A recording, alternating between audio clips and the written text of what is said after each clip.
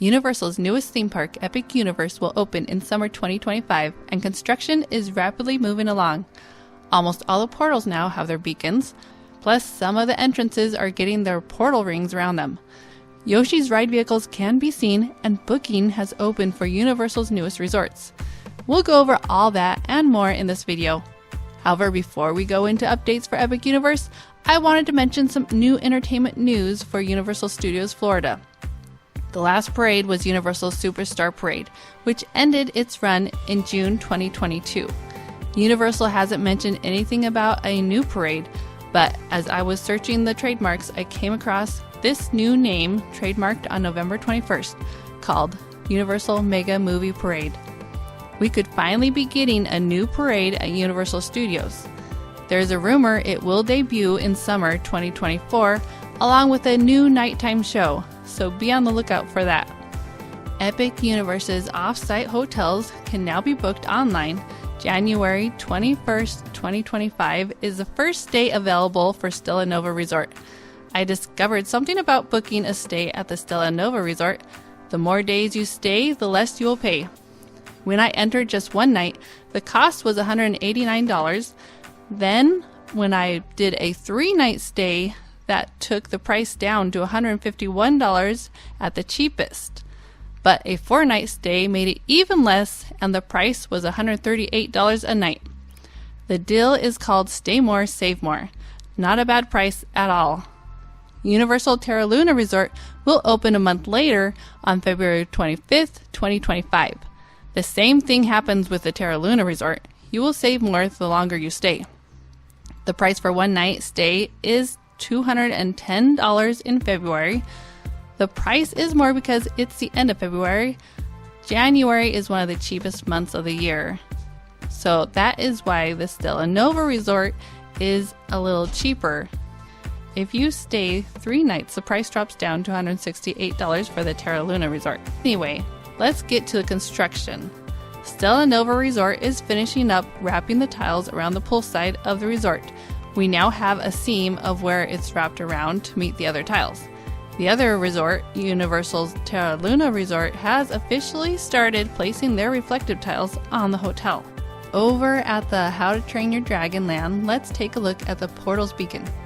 It's of the lovable dragon Toothless from the How to Train Your Dragon movies.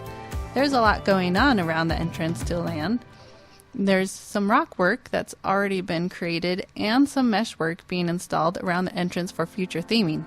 The front of the portal has the rings being installed. It's rumored that outside each of the portals will be some writing with a phrase that's related to land. Inside the How to Train Your Dragon land, there will be a restaurant rumored to be named Mead Hall. There's been lots of mesh placed around outside of the building to theme it. We can actually see the shape of a Viking at the entrance of the restaurant. It's hard to see from this angle, but I believe there is another Viking on the other side. One of the attractions in this land is the boat ride rumored to be called Fire Drill. This won't be a relaxing boat ride, but one where you will get wet. The boats will be equipped with water cannons. It's coming along quite nicely. Some theming has been added to the ride. There's trees and a few have flames on them. Also, at the boat ride, the load station is being constructed. Work is being done to cover it. Wood logs and beams are being placed. At the front of the land, around the bay, there's a wooden walkway that looks like it could be finished or close to it, at least on the left side. Another attraction in the land is this roller coaster. Here is the first launch, and it's now been covered. It looks very similar to the roof that's over the boat ride launch station. The second launch has lots of theming around it with rocks that now have some mossy green around it. It's really coming along quite nicely. Next to it is a play area. Not a lot of theming can be seen yet, but most of the concrete has been covered with a bunch of wire frames for future sculpting. Over here, this building is believed to be a treat shop, rumored to be called How to Treat Your Dragon. The roof is now covered with a bunch of metal frames, and these will also be covered for future theming. The last thing we will look at in this land is the Skyfly attraction. Lately, ride testing has been caught at night and during the day. The most recent catch was by Peaceful Thrill Seeker. Test dummies had been spotted in the seats before this ride testing was caught on camera. This is the first ride to start ride testing. So far, no other attractions have been caught being tested. Next, let's head over to the Wizarding World, where the beacon has been added to the top of the portal. It's a wizard's hand holding the Elder Wand, which was Dumbledore's wand. There's also some wiring seen below the hand. Maybe it'll be for some kind of lighting effect. The portal rings have also been placed in front of the Wizarding World's entrance. After we enter the portal, we will walk into the land through the arch, which is to look like the Porte Saint-Denis in France. Scaffolding has finally come down, and here is a little older photo with the scaffolding around it. This thing will definitely feel massive when we're walking through it.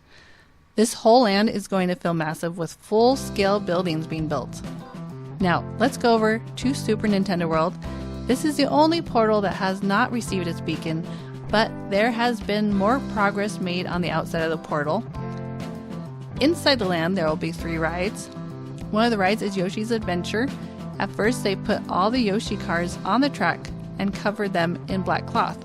But more recently, thanks to Peaceful Thrill Seeker, we can see the Yoshi cars are more clearly seen through this thinner green covering. The other ride in Super Nintendo World will be the Donkey Kong Coaster. Universal Studios Japan is currently constructing one in their park, which will open in 2024, and the name was revealed for that version to be called Minecart Madness. We also have video footage of ride testing at Super Nintendo World Japan. This gives us a good idea of what we can expect when this ride opens in 2025 in Epic Universe. Although Japan's version will look a little different because they do not have the waterfall in front.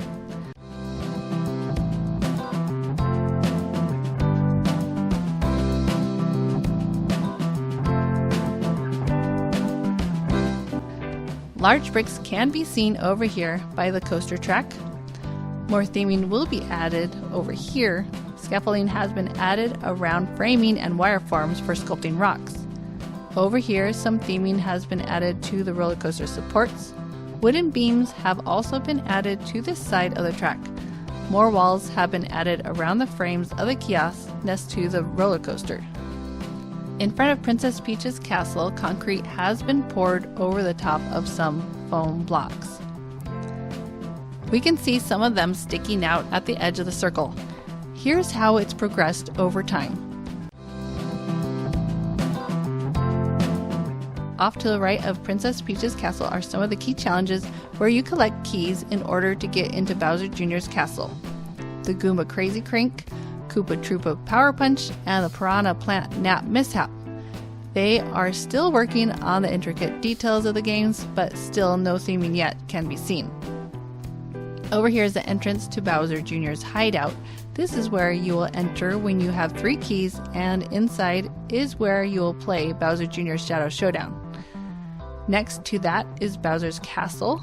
This is the entrance to the Mario Kart ride, and then the exit from the ride will be out of the gift shop, most likely to be called Mario Motors, as it is named that in Japan's Super Nintendo World.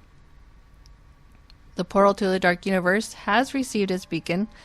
They've been working on this portal for a long time, and now the very top has its final piece. However, the entrance has not received its portal rings yet. To enter the village, we will pass through a broken wall. For the longest time, it's been just a metal frame, but now it's really coming along. They've added boards to it, and now we can get a better idea of what the final product will look like. It's looking more and more like the set design seen in the Frankenstein movie. This land will have 2 restaurants. One is rumored to be called the Burning Blade Tavern. In the month of December, this area started out like this.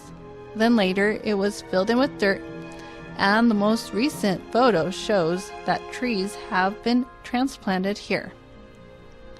The walls around the dirt hill have been themed and painted. There is a windmill on top of the restaurant. The most recent photo shows that it's been painted a dark color, and the details can be seen more clearly now through the scaffolding. It's really starting to come to life. One of the attractions in the Dark Universe will be a spinning roller coaster themed to the werewolf. Lately, they've been working on this area over here, plus the queue area has continued to get more trees. However, some of the transplanted trees fell after a storm. The central hub is rumored to be called Celestial Park. It will have several water features in the center along the walking path. They are continuing to work on the water feature at the front of the park. The front entrance will have the classic universal arches. They've been forming the concrete of the center arch for a while now. It has a similar shape to the portals. If you compare the height and width of it to the arches off to the side of the entrance, we can see just how massive it is. The central hub has several restaurants. 2 of these restaurants will have a great view of the nighttime show. This one over here is in front of the In-Park Hotel, and it looks like they now have built metal frames in front of the restaurant. Could this be an outdoor seating area? Other restaurant over in front of the Wizarding World has seen immense progress. It was one of the last buildings to be started and has gone up rapidly. This one is even closer to the water feature. This will be a prime area to eat during the show. I wonder if Universal will offer any dining packages to guests so that they can watch and dine during the show. Next to the carousel attraction is this splash pad. It's such an intricate design where we can see the electrical conduit distribution for fountain and lighting controls. Over at the In-Park Hotel, work has been progressing on the pool area. A frame has been built for the lounge and the pool is being formed. On top of the hotel off to the right is a metal frame for the ballroom. There's also some white boxes that can be seen inside the hotel rooms. These are modular bathrooms that were slid into the building. These bathroom pods are built off-site and once completed are then transported to the site. Thanks to BioReconstruct for all the hard work getting great photos of Epic Universe. If you made it this far, please subscribe so you will never miss a video. And let me know what attraction you're most excited for. I will see you in the next one.